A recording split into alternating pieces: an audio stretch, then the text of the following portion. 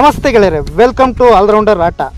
June 2ರಿಂದ ಶುರುವಾಗುತ್ತಿರುವ 9ನೇ T20 ವಿಶ್ವಕಪ್ ಟೂರ್ನಿಗೆ team India ಮೊದಲ batch ಅಮೆರಿಕಕ್ಕೆ ಪ್ರಯಾಣ ಬೆಳೆಸಿದೆ. ಶನಿವಾರ ರಾತ್ರಿ ಮುಂಬೈ ವಿಮಾನ ನಿಲ್ದಾಣದಿಂದ ಟೀಮ್ ಇಂಡಿಯಾ ಅಮೆರಿಕಕ್ಕೆ ಹಾರಿದೆ.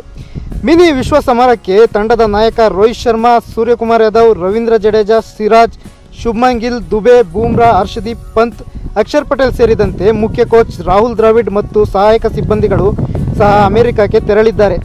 ಇನ್ನು ಮೇ 27-28ರಂದು ಟೀಮ್ ಇಂಡಿಯಾದ 2ನೇ ಬ್ಯಾಚ್ ಅಮೆರಿಕಕ್ಕೆ ಹೋಗಲಿದ್ದಾರೆ. ಬ್ಯಾಚ್ನಲ್ಲಿ ವಿರಾಟ್ ಕೊಹ್ಲಿ ಸೇರಿದಂತೆ ಉಳಿದ ಆಟಗಾರರು ಅಮೆರಿಕಕ್ಕೆ ತೆರಳಲಿದ್ದಾರೆ.